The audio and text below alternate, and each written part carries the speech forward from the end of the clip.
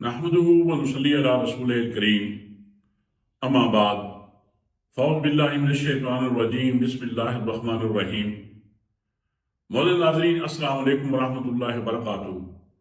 میں ہوں میاں محمد اکرم آپ کی خدمت میں حاضر۔ ناظرین، یہ اللہ کا ہمارے اوپر بہت بڑا احسان ہے کہ اللہ نے ہمیں مسلمان پیدا کیا، اور جو مومن ہوتا ہے وہ حالات کو پرکھنے کے لیے ہمیشہ اس کی نظر اپنے اسلاف کی طرف جاتی ہے۔ جو اس وقت کے موجودہ حالات ہیں ان کو بھی ظاہری بات ہے کہ ہم نے اپنے اسلاف کی طرف دیکھنا ہے، اسلامی تعلیمات کے حوالے سے یا ان تعلیمات کو مد نظر رکھ کر ان حالات کو پرکھنا ہے۔ یہ اللہ کا نظام ہے۔ اللہ کے نبی صلی اللہ علیہ وسلم کی ایک حدیث کا مفہوم ہے کہ اس دنیا میں اس وقت تک بیماری نہیں اترتی جب تک اس بیماری سے پہلے اس کی شفا نہ اتار دی جائے۔ یہ اللہ کا نظام ہے۔ ہم دیکھتے ہیں کہ بارش برستی ہے، وہی بارش ایک انسان کے لیے رحمت بن جاتی ہے، وہی بارش ہے دوسرے کے لیے زحمت بن جاتی ہے۔ اللہ کا نظام ہے۔ علامہ اقبال رحمۃ اللہ علیہ کا جیسے ایک شعر ہے کہ افراد کے ہاتھوں میں ہے عوام کی تقدیر، ہر فرد ہے ملت کے مقدر کا ستارہ، کہ کوئی پتہ نہیں ہے کہ افراد میں سے کوئی ایسا فرد نکلے جو ملک و قوم کی تقدیر بدل دے۔ یہ تو اللہ ہی جانتے ہیں، اللہ کا نظام ہے۔ ناظرین، اس وقت میں عمران خان کے حوالے سے کچھ گزارشات کرنے لگا ہوں کہ 92 کے ورلڈ کپ سے ہی اللہ تعالیٰ نے کسی بڑے مقصد کے لیے میرے خیال میں عمران خان کو چن لیا تھا، اور شاید اللہ نے یہ فیصلہ کر لیا تھا کہ اس شخص کے ذریعے جو پاکستان کے عوام میں جو ایک کرپشن کی، غلامی کی، ان بیماریوں جو یہ قوم مبتلا ہے، ان بیماریوں سے نجات دہندہ شاید عمران خان کو اللہ نے بنانے کا فیصلہ کر لیا تھا۔ یہ 92 کے ورلڈ کپ سے ہی پاکستان کے عوام کی اس کے لیے محبت کرنا، ان کا یعنی کہ عوام نے عمران خان سے محبت کرنا شروع کر دیا۔ پھر آگے اس کے جو کام دیکھتے آئے، اس کے فلاحی کام کہ اس نے کینسر ہاسپٹل کی بنیاد رکھی۔ پوری دنیا کہہ رہی تھی کہ یہ امپاسبل ہے کہ اس طرح کا ہاسپٹل اس وقت پوری دنیا میں کہیں بھی نہیں ہے، یہ پاکستان جیسے ملک کے لیے کہاں اس کا تصور کیا جا سکتا ہے۔ لیکن وہ مرد مجاہد اللہ کے بھروسے پہ، توکل پہ ڈٹ گیا، اور شاید اس کے بارے میں اللہ کے نبی صلی اللہ علیہ وسلم کی ایک حدیث کا مفہوم ہے جس میں آپ صلی اللہ علیہ وسلم نے فرمایا کہ کچھ لوگ ایسے ہوتے ہیں کہ وہ کسی کے کام کی کرنے کی وہ قسم کھا لیتے ہیں، اور پھر اللہ تعالیٰ ان کی قسم کو پورا کر دیتے ہیں۔ یہ ہر بندے کا ایک اپنے رب سے ایک تعلق ہے، اور اس تعلق کو یا وہ خود جانتا ہوتا ہے یا میرا اللہ جانتا ہوتا ہے۔ اس کے بعد جناب نمن یونیورسٹی ہو گئی، اور اس کے لیے یہ ملک و قوم کے لیے بھکاری بن گیا، اور پوری دنیا نے اس کے اوپر ٹرسٹ کیا اور بڑھ چڑھ کر اللہ کی مدد سے لوگوں نے اس کے ساتھ تعاون کیا اور یہ اپنے مقصد میں کامیاب ہو گیا۔ یہ میرے خیال میں اللہ تعالیٰ نے اس کو شاید پیدا ہی اسی لیے کیا ہے کہ مشکلات سے لڑنا اس بندے کا عشق ہے۔ پھر یہ سیاست میں کودا، بڑے بڑے لوگ کہنے لگے کہ تمہارا کام نہیں ہے۔ اصغر خان جیسے جو انہوں نے استقلال پارٹی بنائی تھی، وہ بھی مایوس ہو کر اس معاشرے سے ہٹ گئے، ناکام ہو گئے، لیکن یہ اللہ کا بندہ ڈٹ گیا اور اللہ نے شاید اس کے اس مصمم ارادے پہ اللہ نے اس کی مدد کی، اور 2018 میں یہ اللہ کی توفیق سے حکومت بنانے میں کامیاب ہو گیا۔ اور جب حکومت بنائی تو کام وہی، کہتے ہیں کچھ لوگوں کو فلاح کے کاموں سے عشق ہو جاتا ہے، یہ تو میرے خیال میں اس طرح کے کام کرنے والوں میں جن کو قوم کے لیے کچھ کرنے کا عشق ہوتا ہے، تو اس وقت میرے خیال میں عمران خان تو عاشقوں کی لسٹ میں ٹاپ پہ اس کا نام ہے۔ اس نے حکومت میں آ کے وہی کام کیے،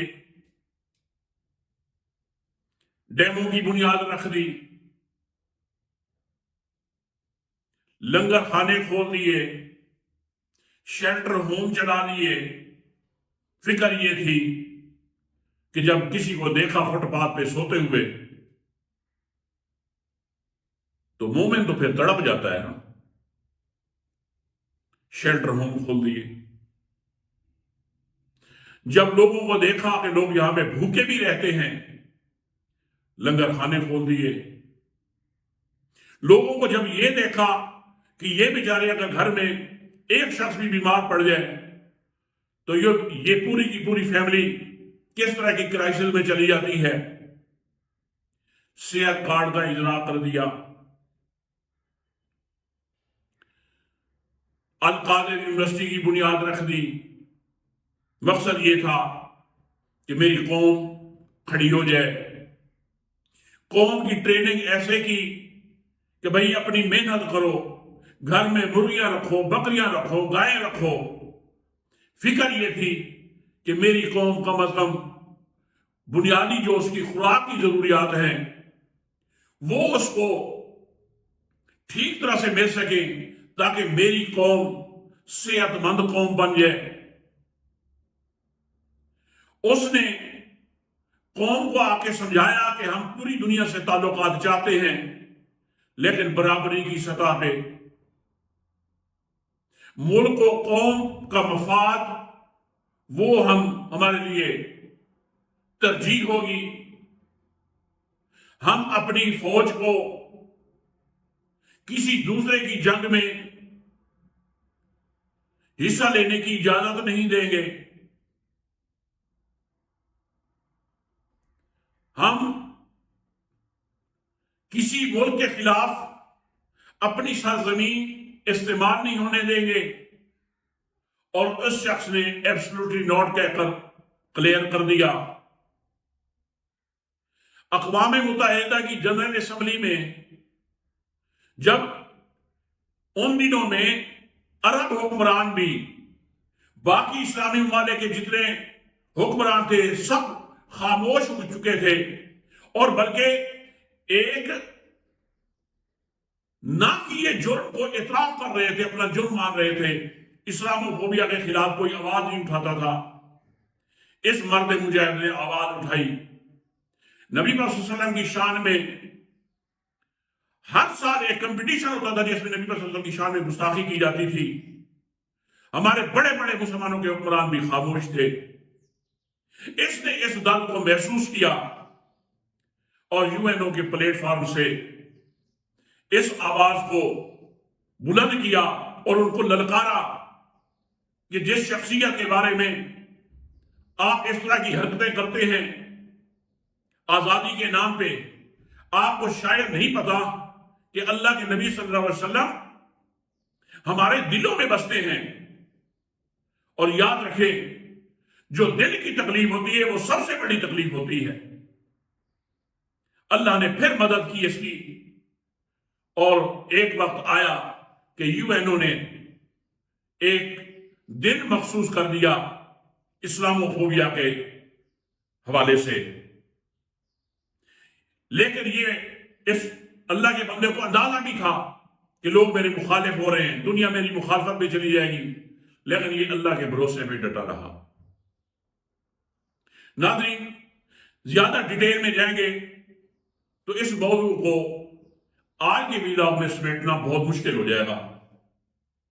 میں کہنے کا مقصد، آپ کے سامنے جو میرا مقصد ہے وہ یہ ہے کہ یہ جو حالات آئے سامنے، اللہ نے ان سے جو جو کام لیے، اس سے 25 کروڑ عوام کی محبت اس کے لیے بڑھتی ہی چلی گئی. یقین ہو گیا کہ اس سے بڑھ کر ہمارا کوئی سنسیئر لیڈر ہو نہیں سکتا. اس نے بغیر کسی تفریق کے اس قوم کو اپنی قوم سمجھا، اپنی فوج کو اپنی ہی فوج سمجھا، کہ انہوں نے پی ڈی ایم نے یا مخالفین نے فوج کے بارے جو کچھ کہا ہے آج بھی منظر عام پہ اور عوام الناس کے سامنے ہے. اور یہ شخص کہتا ہے کہ یہ فوج میری ہے، اور سب سے بڑی بات وہ یہ کہتا ہے کہ مجھے شاید میرے ملک کو اتنی میری ضرورت نہیں ہے جتنی میری مضبوط فوج کی ہے. اس کا اگر کوئی اختلاف ہے تو کچھ ہماری اسٹیبلشمنٹ کی پالیسیز سے ہے اور ہونا چاہیے. ناظرین، ان حالات میں آج جو پوزیشن اس وقت جو ہے ہماری قوم کی، حالانکہ حکومت ان کی ختم کر دی گئی، بلے کا نشان الیکشن کے حوالے سے ان سے چھین لیا گیا، اور جو ان کے کینڈیڈیٹس ہیں پی ٹی آئی کے، ان کے اوپر ظلم و ستم آج تک اس کا سلسلہ جاری ہے. اس کے باوجود بھی قوم اس شخص سے والہانہ محبت کر رہی ہے. وہ عمران خان کے علاوہ کسی کو برداشت نہیں کرتی.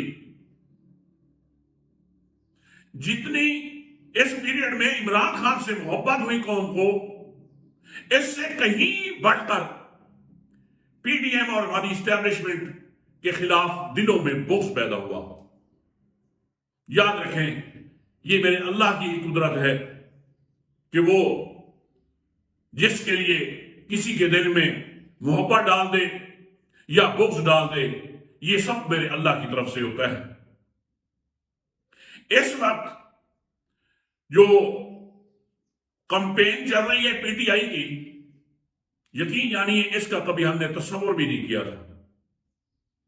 کہ خود دیکھ رہے ہیں کہ بسوں میں، ٹرینز میں، رکشوں میں، ٹیکسیز میں، بازار میں، کوچوں پہ، چوکوں پہ لوگ پی ٹی آئی کے لیے ہاکر بن گئے ہیں. کہ جیسے بس میں ہاکر آتے نا کوئی چیز بیچنے کے لیے، یہ میں نے ویڈیوز دیکھی ہیں.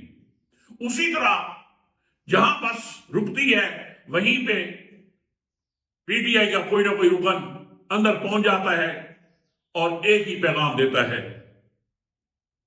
کہ اپنے ملک کو آزاد کروانا ہے، آزادی پسند ہے تو پھر خدا کے لیے عمران خان کے ساتھ سٹینڈ لے لیں. اور یاد رکھیں، یہ آج وہ لوگ کھڑے ہو گئے ہیں اس نظام کے خلاف. یہ وہ نظام ہے، یقین جانیے شاید کینسر جیسی موذی مرض نے بھی انسانیت کا اتنا نقصان نہیں کیا جتنا اس ظالم نظام نے کیا ہے۔ آج اس نظام کے خلاف غریب اور متوسط قسم کا طبقہ، مڈل کلاس فیملی جسے کہتے ہیں، وہ کھڑے ہو گئے ہیں۔ اور یاد رکھیں، یہ وہ لوگ ہیں ان کے پاس کھونے کو کچھ بھی نہیں، لیکن یقین سے یہ کھڑے ہو گئے ہیں کہ پانے کے لیے بہت کچھ ہے، کیونکہ نظام قدرت ہے جس کے پاس ایش و عشرت ہوتی ہے، دولت ہوتی ہے، بے بہا دولت ہوتی ہے، وہ اتنا ہی موت سے ڈرتا ہے، اتنا ہی وہ بزدل ہوتا ہے، ہر وقت اپنے مال و متاع کا چھن جانے کا ڈر لگا رہتا ہے۔ اور جب یہ اس طرح کی قوم کھڑی ہو جائے جس کے پاس کھونے کو کچھ نہ ہو، تو بڑے بڑے پہاڑ بھی اس کے سامنے ریت بن جاتے ہیں۔ ان حالات میں میں پھر یہی کہوں گا کہ یقینا یہ میرے اللہ کا کوئی فیصلہ ہے کہ اللہ نے اس عمران خان کے ذریعے اس ملک و قوم کی تقدیر بدلنے کا کوئی فیصلہ کر لیا ہے۔ ناظرین، آپ سے بھی یہی گزارش ہے کہ اس وقت کا جو الیکشن ہے، اس کو اپنے ذہن میں اس حساب سے رکھیں کہ عمران خان کا ووٹ پاکستان اور پاکستان کی بقا ہے، اور ان کے مد مقابل جو مخالفین بھی ہیں ان کو ووٹ کاسٹ کیا گیا تو یاد رکھیں، آپ نے ایسے سمجھے کہ آپ نے اس کے مد مقابل آپ نے غلامی قبول کی ہے، اور یہ ووٹ پی ڈی ایم کو نہیں، یہ امریکہ کی حمایت میں جائے گا۔ اور یاد رکھیں، ہم نے مختصر سی زندگی ہے، اس دنیا سے چلے جانا ہے۔ خدا کی قسم، وہاں پہ اخلاص کی بنیاد پہ آپ کے اعمال کو دیکھا جائے گا کہ آپ قوم کے لیے کتنا آپ سے ہو سکا تھا، کتنا تعاون کیا تھا۔ استطاعت کے مطابق ہم سب سے اس کا سوال ہوگا اور ہمیں اس کا جواب دینا ہوگا۔ تو ناظرین، اس وقت میری آپ لوگوں سے بھی یہی گزارش ہے کہ سٹینڈ لیں، حق اور ناحق کو سمجھ گئے ہیں آپ، مزید سمجھانے کی ضرورت نہیں ہے، اور ملک و قوم سے محبت انسان کا فطری حق ہے۔ اگر آج آپ قوم کے لیے کھڑے ہو جائیں گے، قوم کی آزادی کے لیے کھڑے ہو جائیں گے، تو یہ بھی کسی اجر سے خالی نہیں ہے۔ جیسے سورہ نمل میں علماء فرماتے ہیں کہ اس سورہ کا نام سورہ نمل اللہ تعالیٰ نے اس وجہ سے رکھا، ایک نمل، ایک چیونٹی کی یہ ادا اللہ کو بہت پسند آئی کہ جب اس نے محسوس کیا کہ حضرت سلیمان علیہ السلام کا لشکر آ رہا ہے، تو اس چیونٹی ملکہ نے فوراً اپنی قوم سے کہا کہ اے میری قوم کی چیونٹیوں، جلد از جلد اپنے اپنے بلوں میں داخل ہو جاؤ، یہ نہ ہو کہ غیر دانستہ طور پہ سلیمان علیہ السلام کے لشکر کے نیچے تم روندی جاؤ۔ یہ ادا اللہ کو اتنی پسند آئی کہ اللہ تعالیٰ نے سورہ کا نام بھی اس ملکہ چیونٹی کے نام پر رکھ دیا جس نے اپنی قوم کی فکر کی۔ یاد رکھیں، اس وقت ہمارا حال بھی یہ ہے، ہم نے اپنا ذاتی فائدہ نہیں دیکھنا، ہم نے قوم کا مفاد دیکھنا ہے۔ اگر ہماری، اور یہ بھی نہ سمجھیں کہ شاید ہمیں اس عمل سے فوری اس کا رزلٹ مل جائے گا، اس کا میں آپ سے نہ میں وعدہ کر سکتا نہ کوئی کر سکتا ہے۔ ہم نے، وہ کہتے ہیں نا کہ نیکی کر دریا میں ڈال، ہم نے اپنے حصے کا چراغ جلانا ہے، ہم نے اپنے حصے کا کام کرنا ہے۔ نتیجہ میرے اللہ کے ہاتھ میں ہے، نتیجہ انشاءاللہ ضرور ملے گا، ہمیں نہیں ملے گا تو انشاءاللہ ہماری آنے والی نسلوں کو ضرور ملے گا، اور ان کے اس خیر کے معاملے میں جب ان کو راحت ملے گی، جب ان کو ان کا مقام ملے گا، تو انشاءاللہ اس اجر میں اگر ہم قبروں میں بھی ہوں گے تو ہمیں انشاءاللہ اللہ تعالیٰ اس کا اجر دے گا۔ تو ناظرین، اسی کے ساتھ ہی میں آپ سے اجازت چاہتا ہوں۔ السلام علیکم ورحمۃ اللہ وبرکاتہ۔